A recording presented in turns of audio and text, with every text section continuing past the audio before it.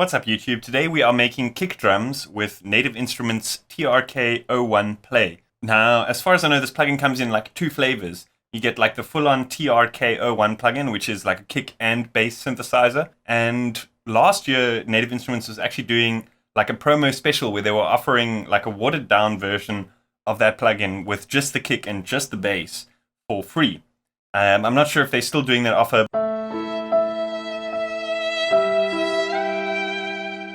That being said, it's a very, very capable plugin, and I use it pretty much all the time to make my kick drums nowadays. And I want to show you guys a couple of cool sort of tips and tricks and techniques that I've picked up while using this plugin, and some other tips and tricks that you can use with pretty much any sort of kick drum synth plugin. So yeah, let's dive in and have a look.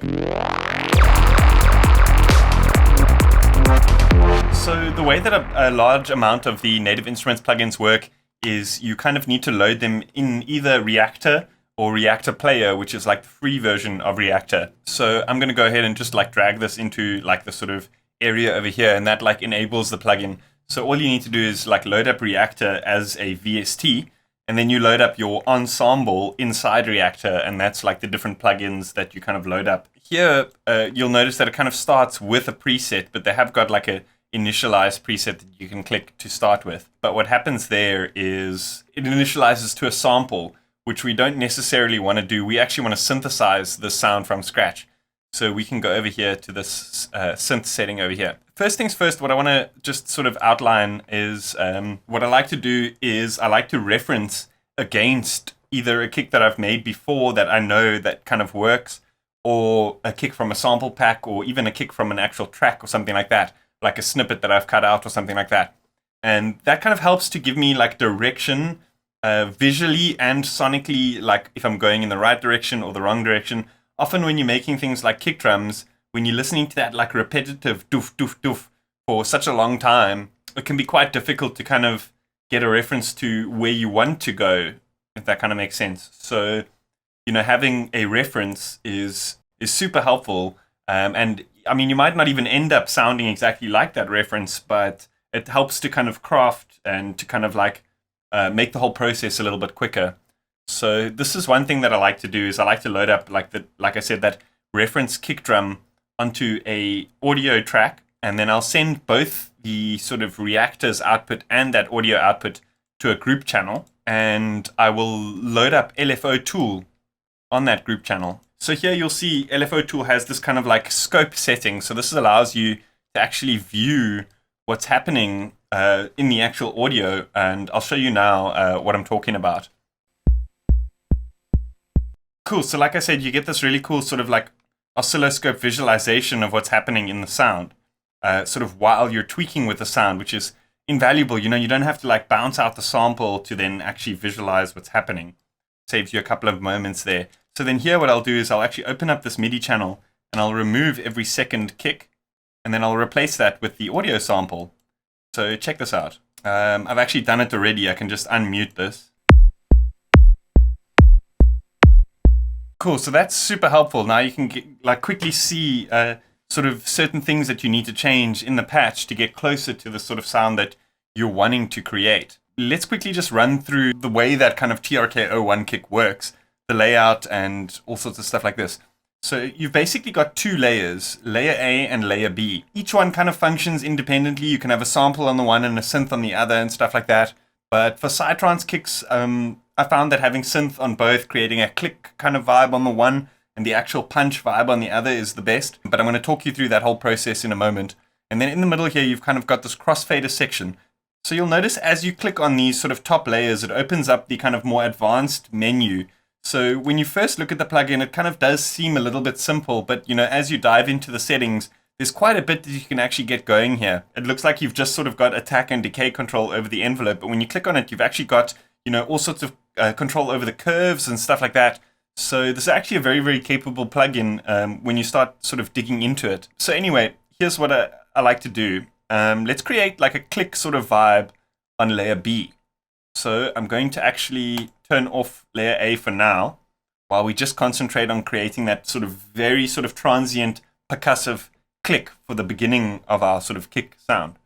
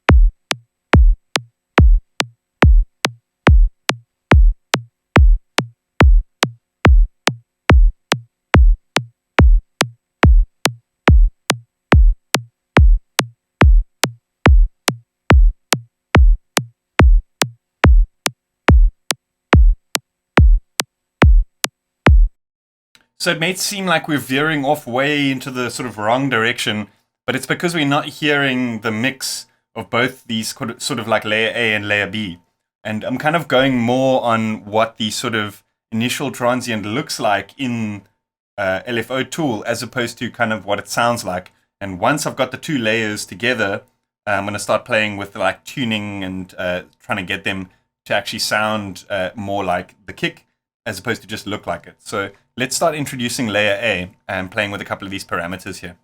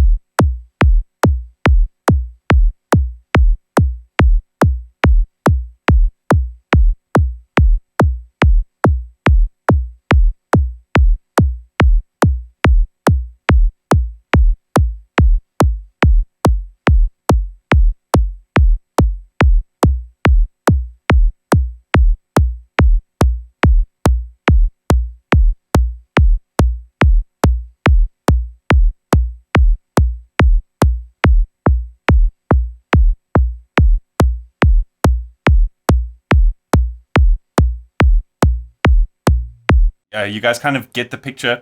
I'm not going to keep going because that'll make this tutorial, way too long. But I did actually make that kick that we're referencing.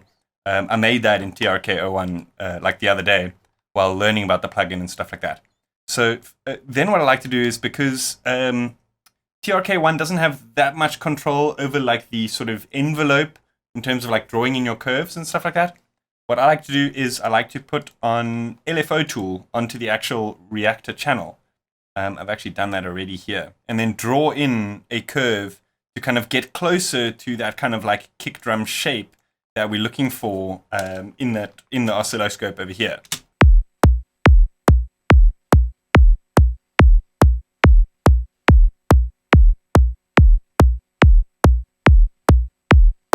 So TRK-01 actually has a couple of effects built in here on the output. You've actually got a compressor built in that you can enable over here.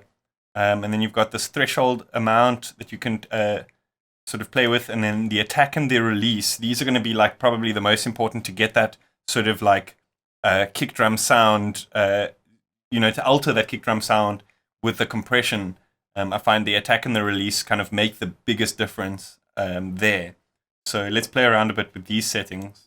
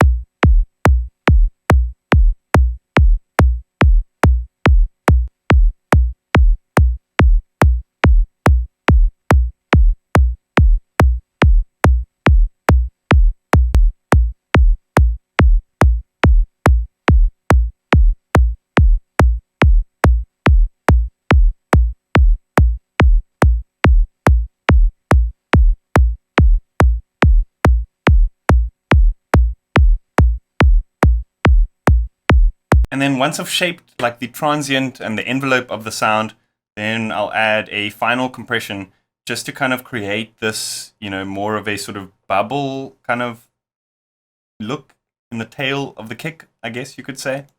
And then I'll just fiddle with these settings a little bit over here. I think I overdid these ones. Let me actually just add it again to initialize.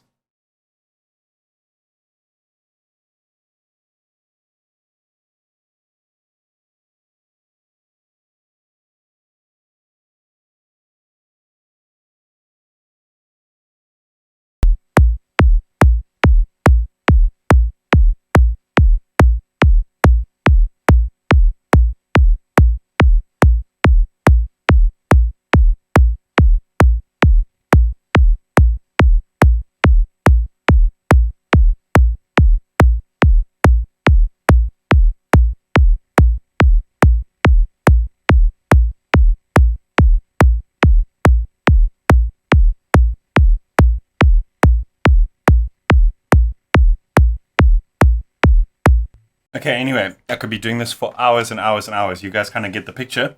So now what I like to do is I like to use a technique that I've kind of outlined in a video before this called sonic matching. I'll use Vox & Go Curve EQ, which actually comes with the latest versions of Cubase, to grab like a reference of the frequency of that kick, and then EQ our kick that we're creating as close as possible to represent that same sort of EQ curve. So this is what I'm talking about.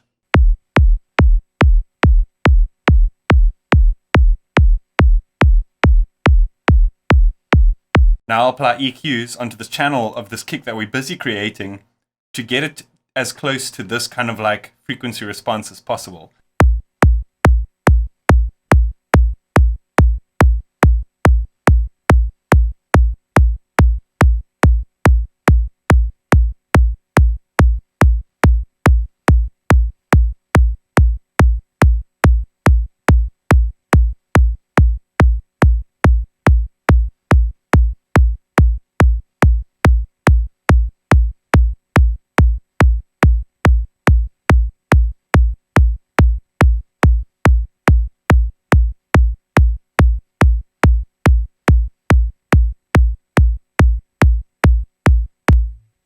So here what I'm doing, as you can see, is I'm kind of boosting this sort of 2,700, anywhere between like 2.5 and 3 on the kick to kind of give it that sort of clicky bite, which is a cool little trick. As you can see here in the sample, it actually did have that kind of boosted around that region anyway.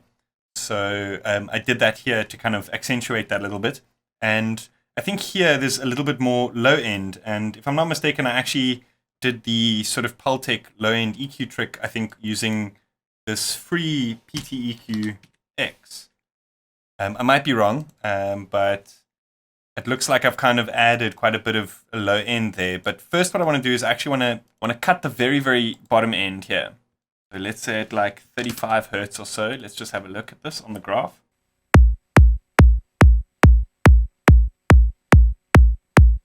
Cool, now let's look at boosting some of the sort of either 20 or 30 hertz range with this PTEq-X. So first, let's actually turn off the high and the mid-range filters over here. And we want to concentrate on this section over here. I want to turn tube off as well because I kind of want a slightly cleaner sound. And then let's go ahead and turn bandwidth all the way up. And here we can use these two functions over here, this boost and attenuate, to kind of change the sort of characteristic of that kind of low end. You'll see what I'm talking about here.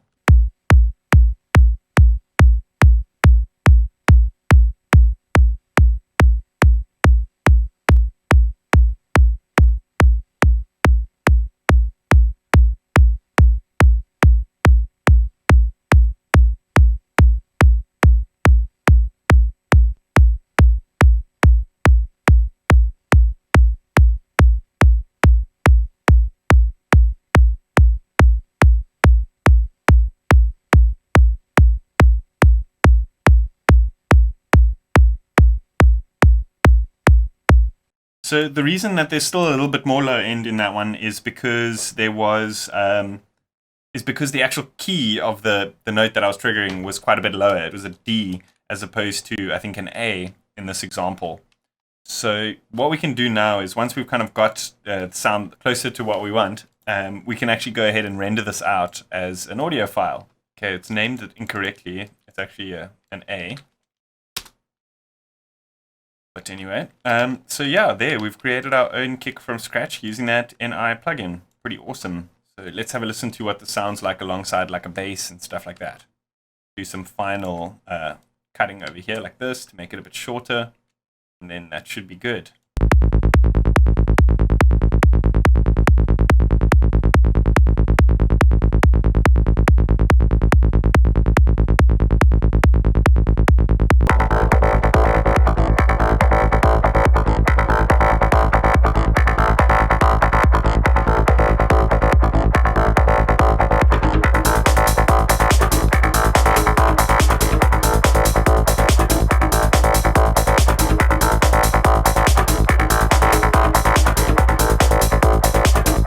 Awesome. I hope you guys enjoyed that. Let me know what you think in the comments. A big thanks to IDM Mag, proud supporters of the dance music scene and my channel.